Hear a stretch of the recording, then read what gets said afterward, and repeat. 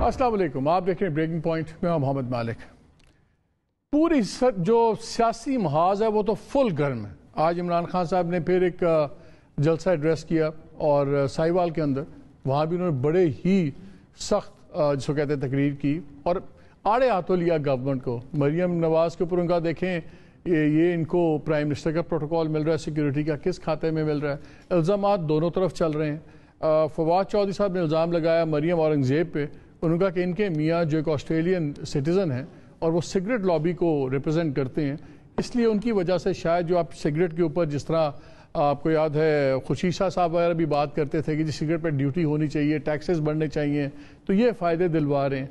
दूसरी तरफ वो जो सरकारी साइड है वो लगी हुई है फरागोगी और ये चीज़ वो चीज़, ये प्लॉट इतने का ले लिया इंडस्ट्रियल प्लॉट, वो आगे से कहते हैं या सादिक ने उससे सस्ता ले लिया। ये तमाम चीज़ें चल रही हैं फुल फ्लेज और ये भी चलती रहेंगी। ख़ास तौर पे ये जो 17 जुलाई का थोड़े दिनों के बाद 20 सीटों के जलसे इंतखाबात हैं, इसके ऊपर बहुत ज़्यादा पॉलिटिकल फॉर्च्यून्स दोनों के हिंज करते हैं कि किसका क्या बनेगा, इसके बाद क्या किस तरफ हम जाएंगे।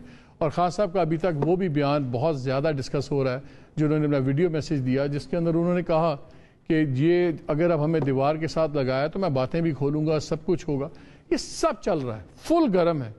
आम आदमी का मसला क्या वाकई ये है, क्योंकि आम आदमी के तो दो मसले चल रहे हैं इस मुल्क में।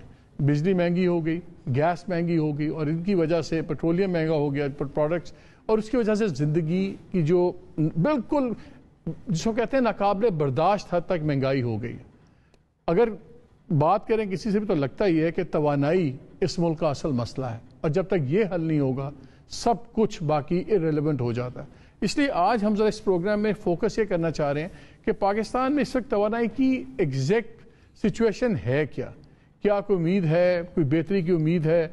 कभी हम देखते हैं कि जी ब्रेंट क्रूड ऑयल जो सा $123 पे चला गया, 100 फलाने पे, आज $100 पे अगर है तो क्या इसका फ़ायदा हमें होगा या नहीं होगा। सर्कुलर डेट्स हमें बताया जाता है जी ट्रिलियंस में पावर का होगा, ट्रिलियंस में जो सा जनाब ये गैस का हो गया। आने वाले दिन क्या होंगे, बिकॉज घंटों की लोड शेडिंग, महंगाई, और अगर ये प्राइसेस नीचे आती भी हैं आलमी मार्केट में तेल की, गैस की, LNG वगैरह की, क्या इसका फ़ायदा हमें होगा भी या नहीं होगा कि गवर्नमेंट अपने पुराने नुकसान भरने के लिए ये पास ऑन नहीं करेगी। बहुत से सवालात हैं और इसी पे आज हम बात करेंगे। अभी हमें ज्वाइन कर रहे हैं थोड़ी देर में डॉक्टर मुसद्दिक मलिक ज्वाइन करेंगे, minister of state for petroleum. हमें स्टूडियो में ज्वाइन किया हुआ शहबाज राना साहब ने, इकनॉमिक कॉरेस्पॉन्डेंट है एक्सप्रेस ट्रिब्यून और अपना एक्सप्रेस न्यूज़ पे अपना होस्ट करते हैं प्रोग्राम इकॉनमी पे। हमें शंदाना गुलजार खान साहिबा ने ज्वाइन किया हुआ है, सीनियर लीडर हैं PTI की, फॉर्मर MNA है, फॉर्मर तो नहीं है, टेक्निकली रिज़ाइन हुआ हुआ है लेकिन अभी एक्सेप्ट नहीं हुआ हुआ, तो आई वुड से कि शी स्टिल MNA है। मुसद्दिक हमें ज्वाइन कर रहे हैं, थोड़ा सा ट्रैफिक में फंस गए हैं, वो भी आ रहे हैं, तो मैं in the mean time Shahbaz आपसे ज़रा शुरू कर देता हूँ। बाकी बातें तो अपनी जगह, मैशत अपनी जगह, गैस अपनी जगह। ये क्या झगड़ा शुरू हो गया, ये ग्रुप बन गए हैं PMLN के ऊपर, इसहाक डार और मिफ्ता इस्माइल के ऊपर। बड़े इंटरेस्टिंग नाज़रीन वो है दो तीन मुख्तलिफ ट्वीट। एक पहले ट्वीट कुछ दिन पहले आया शायद हकान अब्बासी साहब का, जिसमें उन्होंने कहा कि मिफ्ता इस्माइल की जो नॉलेज है इकनॉमिक्स और पाकिस्तान इकॉनमी की ऐसी किसी के पास नहीं है in politics today. Most effective members of cabinet हैं और बड़ा क्रूशल रोल उन्होंने किया कि पाकिस्तान को डिफ़ॉल्ट से बचाएं और इकनॉमिक रिफॉर्म एजेंडा आगे लेके जाएं।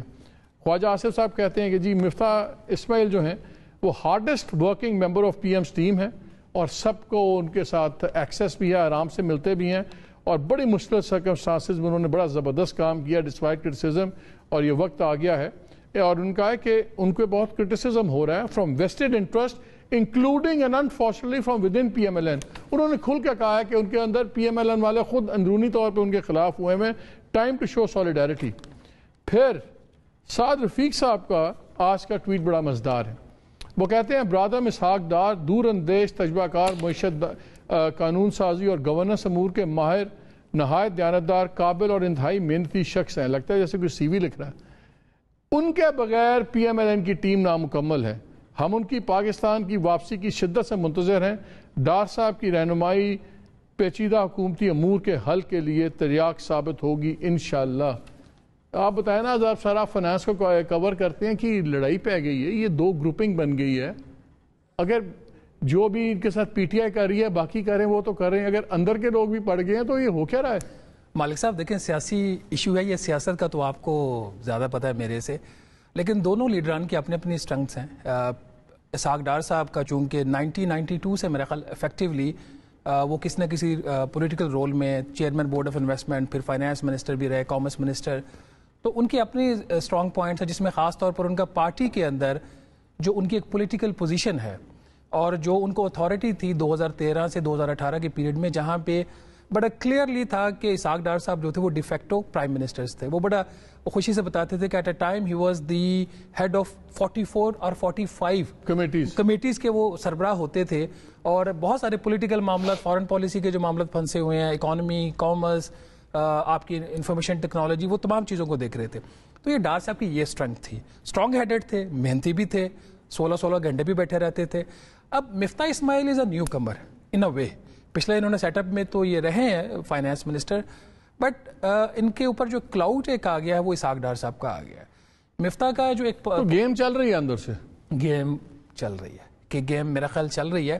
مفتاح اسماعیل کا جو پلس پوائنٹ یہ ہے کہ ہی از اوپن ٹو آئیڈیاز, وہ ایکسیپٹ کرتے ہیں, کرٹیسزم کو بھی ایکسیپٹ کرتے ہیں اور امپروومنٹ کرنے کی بھی کوشش کرتے ہیں. ہز ویکسٹ پوائنٹ از کہ پارٹی کے اندر ان کی جو پولیٹیکل سپورٹ ہے وہ اس طریقے سے نہیں ہے, جس کی وجہ سے ان کو جو اکنامک ڈیسیژن میکنگ میں بھی ان کو بہت زیادہ ان کو گائیڈنس لینی پڑتی ہے. اگر آپ دیکھیں نا اکنامک ایڈوائزری کونسل جو اب کانسٹیٹیوٹ کی ہے حکومت نے, میرے خیال مصدق ملک صاحب اس کے ممبر ہیں, اب اکنامک ایڈوائزری کونسل کو چیئر کر رہے ہیں شاہد خاقان عباسی صاحب, former prime minister, great man, بڑے کلیئر اپنے آئیڈیاز میں ہے. But finance minister used to be or should be the head of the economic advisory council. تو اس سے ایک چیز کلیئر ہو جاتی ہے کہ اکنامک ڈیسیژن میکنگ میں جو مفتاح اسماعیل کا کردار ہونا چاہیے اس وقت وہ نہیں ہے. چاہے وہ شاید خاقان عباسی لیڈ لے رہے ہیں کچھ چیزوں پہ, اور کچھ چیزوں کے اوپر ڈیفنس منسٹر خواجہ آصف صاحب بھی لے رہے ہیں.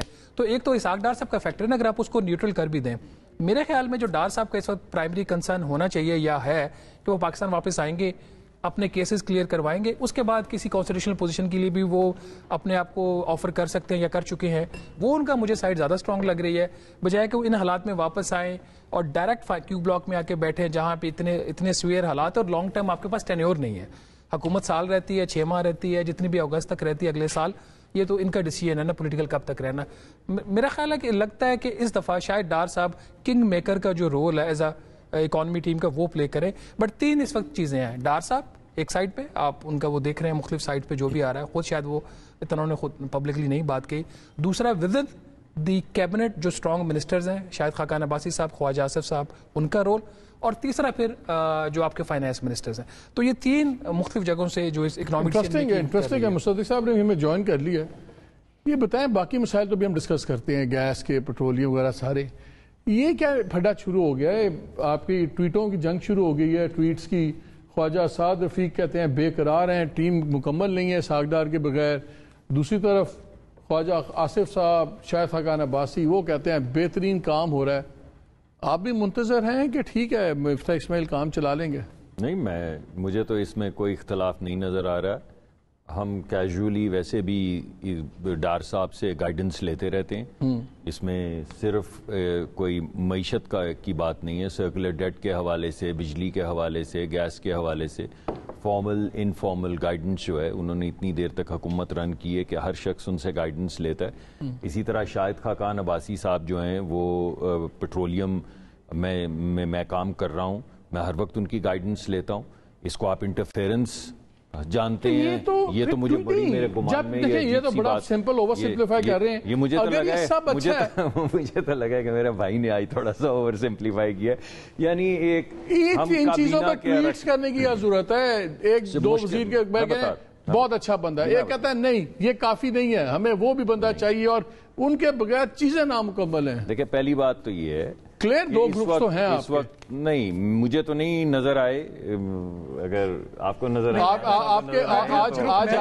آپ کے ایک بڑے ہمدرد چینل ہیں, انہوں نے باقاعدہ سے پوری نیوز رپورٹ بھی رن کی ہے. ہم تو آپ کو بھی ہمدرد سمجھ کے آتے ہیں, لیکن انہوں نے بھی یہ بتایا کہ 2 جھگڑے ہیں, یہ جھگڑے چل رہے ہیں. میں بتاتا ہوں آپ کو, میں نے آپ کو پہلے بتایا کہ میں ڈار صاحب سے بھی گائیڈنس لیتا ہوں اور میں شاہد عباسی صاحب سے بھی گائیڈنس لیتا ہوں, اور اگر مجھے وہ گائیڈنس نہ ملے کسی بھی وجہ سے، کسی سیاسی تجزیے کی وجہ سے، تو میں سمجھتا ہوں کہ پاکستان کو اس کا نقصان ہوگا بالکل، بیکاز ان کے پاس بڑی مہارت ہے. بڑا سیف کھیل رہے ہیں نا. بالکل نہیں، بالکل نہیں. آپ میری بات نہیں سن رہے. صحیح کھیل رہے ہیں. صحیح کھیل رہے ہیں. آپ کو میری بات ہی پسند نہیں آ رہی. جیسے میں نے کہا کہ آپ نے کہا مفتاح تو بھی ہے، سن لیں تو اس لیے مفتاح اچھا ہے. اگر کل کو ڈار صاحب آگے اور میں نے تعریف نہ کی ہوئی تو میں الٹی نہ لیکن ڈار صاحب سے تو میں ویسے ہی گائیڈنس لے رہا ہوں. اچھا، تو مجھے اب تعریف فردر ٹی وی پہ تعریف کرنے کی گیس کیا کے ضرورت ہے؟ تیل گیس میں کیا جی سرکولر ڈیٹ کے حوالے سے انہوں نے 3 4 سال 5 سال بڑی مہارت کے ساتھ یہ سارے جو ڈیٹ کے معاملات ہیں، جو آئی پی پی کی پیمنٹس کے معاملات ہیں، جو سبسڈی کے معاملات ہیں، وہ طے کیے ہیں. ابھی ہم گیس کے حوالے سے سلیبز بنا رہے تھے. ڈار صاحب نے جو پی ٹی سی ایل کی ڈیل کی تھی اس کے 800 ملین بھی نکلوا لیتے اعتصالات سے. میں آپ کے باقی جب ساری قابلیت تھی یہ بھی آ جاتی. میں آپ کی کرٹیسزم کو تو نہیں ریبٹ کر رہا، میں آپ کے سوال کا جواب دینے کی کوشش کر رہا ہوں، لیکن آپ کو پسند نہیں آ رہا. اگر آپ اجازت دیں تو میں 30 سیکنڈ میں آپ کیجیے. آپ 35 لے لیں. مثلا اب پچھلے 2 دن سے ہم گیس کو دیکھ رہے تھے، گیس کو کس طرح پرائس کرنا ہے. تو میں نے شاہد خاقان عباسی صاحب سے روز گائیڈنس لی ہے، بالکل اسی طرح میں نے ڈار صاحب سے گائیڈنس لی ہے. تو اس گائیڈنس کے بغیر یا باقی جو ہمارے دوست ہیں جنہوں نے خواجہ آصف صاحب نے بجلی کا محکمہ چلایا، تو ہم کیوں گائیڈنس نہیں لیں گے؟ ایک کوہیرنٹ ٹیم. تو آپ کے نزدیک یہ جو مارکیٹ میں ٹویٹس آ رہے ہیں، وہ میں اس کی وجہ بتاتا ہوں. اس کی وجہ یہ ہے کہ مفتاح صاحب بڑے مشکل فیصلے کر رہے ہیں. اس مشکل فیصلے میں ان کو بہت زیادہ کرٹیسزم کا سامنا ہے، اور اس وقت بہت انفیئر ہوگا اگر آپ ان کو سپورٹ نہ کریں، کیونکہ یہ جو فیصلے ہیں جو وہ کر رہے ہیں وہ اکیلے تو نہیں کر رہے، یہ کابینہ کے فیصلے ہیں. جب وہ جاتے ہیں اور کہتے ہیں کہ ہم نے پیٹرول کی قیمت بڑھانی ہے، تو اس میں میرا بھی ایک عمل دخل ہے، وہ ذمہ داری مجھے بھی لینی ہوگی. کیوں نہیں آپ سمجھاتے کہ خواجہ سعد رفیق صاحب تو وہ بات کر رہے ہیں جو میں کر رہا ہوں، کہ ڈار صاحب کے آنے سے ہماری ٹیم کو تقویت ملے گی، اور وہ چیز جو ہمیں ڈسٹنٹلی ان کے ساتھ کرنی پڑتی ہے، اگر وہ یہاں پر ہوں آج، تو میں ان کے ساتھ وائٹ بورڈ پہ جا کے ان کو دکھا سکتا ہوں. لوگ کہتے ہیں ویسا کہ ڈار صاحب آ گئے نا تو مسئلہ مفتاح صاحب کے لیے نہیں ہے، مسئلہ شہباز شریف صاحب کے لیے ہو جائے گا. مفتاح صاحب تو شاید گزارا کر لیں 2 پرائم منسٹرز کے ساتھ ملک کیسے چلے گا. دیکھیں مجھے تو یہ لگتا ہے کہ یہ تمام خواہشات تو ہو سکتی ہیں لیکن ان کا حقیقت سے 2 وزراء اعظم ہو جائیں گے، یہ آپ کو پتا ہے. ان کو عادت پڑی ہوئی. ابھی آپ کے مطابق 2 وزراء معیشت ہیں، آپ کے مطابق 2 وزیر ہیں، پیٹرولیم کے 5 وزیر ہیں، بجلی کے 6 وزیر ہیں. کوئی حرج نہیں ہے 2 وزیر اعظم بھی ہو جائیں. یہ ایک آپ کہہ رہے ہیں 2 وزیر اعظم بھی ہو جائیں تو کوئی خرچ نہیں. میں آپ کو کہہ رہا ہوں کہ آپ جو فریمنگ کر رہے ہیں، مجھے لگتا ہے کہ یہ مناسب نہیں ہے. سمجھتا ہوں کہ بہت زیادہ اچھا انالیسز نہیں ہے. یعنی اگر ایک دوسرے کے ہم گلے پڑ رہے ہوں، کابینہ میں ایک دوسرے پہ انگلیاں اٹھا رہے ہوں، الزام تراشی کر رہے ہوں، تو وہ بڑی بہترین کابینہ ہے. لیکن اگر ہم ایک دوسرے سے مشاورت کر رہے ہیں، جو لوگ نہیں بھی کابینہ میں، ان سے میں روز مشاورت کرتا ہوں شاہد عباسی سے، تو اب آپ مجھے کہیں کہ یہ تو انٹرفیرنس ہو رہی ہے، یہ کیا بات ہوئی جی؟ کیوں مشاورت کرتے ہیں؟ چھوڑ دیں ان کو، یہ کیا بات ہوئی؟ سر ایک مجھے آج آپ بڑے زہریلے ہوئے. نہیں آپ نے سنا نہیں مجھے، میں نے یہ بائی لارج یہی بات کی ہے جو آپ نے کی ہے. لیکن مجھے صرف ایک پرابلم ہے، جیسے میں نے کہا کہ دیکھیں اسحاق ڈار صاحب کا ایک اپنا رول ہے، he is an experience politician, اور خاص طور پہ اکانومی کی ٹیم کوئی ڈینائی کر نہیں سکتا. اور میں نے ساتھ یہ بھی بولا کہ وہ پرائم منسٹر آفس میں اگر لیٹ سے نہیں بھی بیٹھتے تو ہی will have his own say, even if he doesn't he has the say, even right now he still has the say. اس میں کوئی شک والی بات نہیں. مفتاح بھی ان سے بات کرتے. میرا صرف ایک پرابلم ہے کہ جب اکانومی کے جو معاملات ہوتے ہیں، اب شاہد خاقان عباسی کا ایشو نہیں ہے، he is ex prime minister, former petroleum, technically وہ بڑے کیپیبل ہیں، وہ کر سکتے ہیں. بٹ جب پرائیویٹائزیشن کے معاملات ہوں اس کے اوپر آپ ڈیفینس منسٹر کو بٹھا دیں، اور جب کوئلے کی امپورٹ کا معاملہ ہو اس کے اوپر ڈیفینس منسٹر کو بٹھا دیں. میں خواجہ آصف کی بات نہیں، پاور منسٹر بھی تو رہے ہیں نا. نہیں تو پھر پاور منسٹر کیا کر رہے ہیں؟ میں اب آپ کو اس کا یہ بڑا میرا صرف یہ ایک پرابلم ہے، اسپیسیفک سوال ہے، اس کا بڑا اسپیسیفک جواب ان کا رائٹ ہے، یہ بات ٹھیک کر رہے ہیں. جی میں ابھی اسپیسیفک جواب دیتا ہوں. تو پہلے لیتے تھے کوئلے کی بات. اس وقت ہمارے جتنے بھی کوئلے کی ترسیل کے اندر سب سے امپورٹنٹ چیز جو ہے وہ ہمارے لیے ہے بارڈر مینجمنٹ. کہ اگر افغانستان سے روز لگ بھگ 10,000 ٹرک یا 5,000 ٹرک اگر نکلنے ہیں اور بارڈر کراس کر کے انہوں نے آنا ہے، تو اس میں سب سے اہم چیز جو ہے وہ بارڈر مینجمنٹ ہے. اور بارڈر مینجمنٹ کے اندر دفاع کا ایک بہت اہم رول ہے، پرٹیکولرلی جب افغانستان کے اندر جس طرح کی آگ لگی ہوئی ہے، اور افغانستان اور پاکستان کے مابین جس طرح کے وہ ٹی ٹی پی کے حوالے سے ادھر ادھر کے حوالے سے جو سٹریس ہے، اس سٹریس کے اندر اس وقت اگر آن بورڈ اپ فرنٹ نہ لیا جائے اور ایک نائیو سا معاہدہ کر لیا جائے کہ کاغذ پہ ہم نے معاہدہ کر لیا, بارڈر نہیں کھلا ہوا ہے, کاغذ پہ ہم نے معاہدہ کر لیا لیکن وہاں پہ جو چیک پوسٹ ہیں وہاں سے گزر جو ہے اس کا کوئی انتظام نہیں کیا, کاغذ کے اوپر معاہدہ کر لیا ہے لیکن ٹرانزٹ کے لیے جن لوگوں نے آنا ہے, جن کو لائسنس لے کر یہاں پر 5 دن کا ویزا چاہیے تاکہ وہ آئیں, کوئلہ دیں, وہ نہیں. میں بھی انرجی پہ آنا چاہ رہا ہوں. دوسرے سوال کا جواب اگر آپ چاہیں, میں جاننا یہ چاہ رہا ہوں اب میں نے جواب دینا تھا, سر نے سوال, ان کو لے لیں پھر, میں شندانہ کو بھی لے لوں, اس سبجیکٹ کو میں سائڈ پہ کروں. شندانہ یہ بتائیے آپ کے خیال میں ان کے نزدیک تو ڈاکٹر صاحب بڑا ہی امپورٹنٹ کاگ ان دا ویل ہیں, تو آپ لوگ تو بڑا کرٹیسائز کرتے تھے, یہ کہتے ہیں ہم سارے معاملات ان سے مشورہ لیتے ہیں, یہ کیا ہے آپس میں جھگڑے بھی چل رہے ہیں, تو اگر ڈاکٹر صاحب آ جائیں گے تو آپ کے لیے بہتر ہے کہ آپ لوگوں کے لیے برا ہے اپوزیشن کے لیے؟ شکریہ مالک صاحب, میں کنورسیشن بہت انٹرسٹ سے سن رہی تھی, سمجھ آیا تھا کہ میں ہنسوں کہ میں روؤں. بدقسمتی میری یہ ہے کہ میں پچھلے 5 ٹرنیورز میں ڈفرنٹ, ہمارے مشرف کا ٹائم بھی تھا, زرداری صاحب کا بھی تھا, میاں صاحب کا بھی تھا, میں کامرس میں ایک چیز تھی جو ہمیشہ نظر آتی تھی ایز اے لیگل ایڈوائزر. معذرت کے ساتھ ایک وکیل کا جب آپ اوتھ لے لیں تو بہت ساری باتیں کہ جو آپ ریویل نہیں کر سکتے. اگر میں آپ کو بتاؤں ڈار صاحب کے کارنامے جو انہوں نے انرجی منسٹری میں کیے تھے, اس سے پہلے زرداری صاحب کی گورنمنٹ میں, شہباز صاحب میرے بھائی ہیں, دوست ہیں, لیکن جب جس میں تعریف جس طریقے سے ان کی سن رہی تھی ڈار صاحب کی, ریئلائز مائی گاڈ, یا تو پھر ان کو مجھے اس گروپ سے چلے جانا چاہیے, اس ٹی وی شو سے, کیونکہ clearly this is not the Dar صاحب that I know. 45 different committees کے وہ ہیڈ تھے, اور ماشاءاللہ ان کی کریڈٹ کو یہ جاتا ہے کہ خرم دستگیر کامرس منسٹر تھے. خرم صاحب جب آئے انہوں نے نیگوشیٹ کیا تھا جی ایس پی پلس یورپ کے ساتھ, اور ہم پہلے سال ہی ہمارا تقریباً $2.5 ارب بڑا, تقریباً 2.5 ارب 3.5 ارب, اور 3.5 سال میں جو ہم نے کمایا تھا وہ ایک سال میں اسحاق ڈار صاحب کی انسٹرکشنز پہ کچھ $5 ارب ہم نے کم کیے تھے ایکسپورٹس میں سے. تو معذرت کے ساتھ اگر یہی ان کی ایکسپرٹیز ہے تو پھر میں کچھ نہ ہی کہوں تو بہتر ہے. یہ لوگ 3 فائنانس منسٹرز, 2 پرائم منسٹرز, کتنے فارن منسٹرز ہیں, بس یہ لگے رہیں اسمبلی کھیلیں. دیکھیں جو پبلک پہ امپیکٹ پڑ رہا ہے نا, میں اور آپ تو بھی اچھی انگریزی بھی بول لیں گے, اچھی اردو بھی بول لیں گے, but the public frankly doesn't care whether مفتاح صاحب لائکس ڈار صاحب لائکس مفتاح صاحب, who does Shahid Khaqan Abbasi like, who does میاں صاحب لائک. آپ کو اگر نظر نہیں آ رہا یا آپ کی نظروں کے سامنے ہو رہا ہے مالک صاحب, یہ ملک بادشاہت کا بنتا جا رہا ہے. ڈیموکریسی پہلے بھی اس ملک میں نہیں تھی. میرے بیٹے کو آگے لے کے, ابھی سارے بیٹے بیٹیاں ماشاءاللہ اسمبلی میں انٹرنشپس کر رہے ہیں. مریم نواز صاحبہ جن کی کوئی پوزیشن نہیں ہے, وہ بھی ساتھ میں سارا دن جھنڈا لے رہتی ہیں, پتہ نہیں کس چیز کا. جاتی عمرہ کو 260 ملین روپے مل گئے پروٹیکشن کے لیے, پتہ نہیں وہاں کون رہتا ہے جو پرائم منسٹر ہے. سو معذرت کے ساتھ یہ ساری ہوائی باتیں ہیں. میں نے ابھی تک اکانومی کی کچھ ڈسکشن میں کوئی بات نہیں سنی ہے کہ ملک کا جو حال بیڑا غرق کر دیا ان لوگوں نے, ڈیفالٹ سے ہم نے بچایا. ڈیفالٹ پہ لے کے کون گیا؟ ابھی ہم ادھر ہی آتے ہیں. اصل ایشوز تو وہی انرجی ہے جو میرا آج پروگرام بھی ہے, ورنہ بڑا مزدار پروگرام کرتا مسالے والا, لیکن مجھے انرجی کی 2-3 چیزیں. پہلے ایک کویسچن میں کر لوں, مجھے بریک کا وہ کہہ رہے ہیں پیٹرولیم کی پرائسز انٹرنیشنل مارکیٹ میں گری ہیں. پہلا سوال لوگ پوچھ رہے ہیں کہ کیا اس کا ہمیں کوئی بینیفٹ ملے گا, کیا پاس ڈاؤن ہوگا کہ آپ لوگ ابھی اس کو سیو کریں گے اور لاسز ریکور کریں گے پاس ڈاؤن؟ جی, پاکستان کا جو طریقہ کار ہے وہ یہ ہے کہ ہر 3 ہفتے کے اندر جو ہماری بڈ ہو رہی ہوتی ہے, 2 ہفتے 3 ہفتے کے اندر جو جتنی بھی ہمارے cargoes P S O competitive bidding کے ذریعے جو پرائس اس کو ملتی ہے, جس میں دنیا کا ہر ملک, دنیا کا ہر ٹریڈر اس میں پارٹیسپیٹ کر سکتا ہے, کیونکہ ہماری خواہش اور کوشش یہ ہوتی ہے کہ لوسٹ ہمیں ریٹ ملے. وہ اگلے 15 دن کے لیے تیل کی قیمت مقرر کر دی جاتی ہے.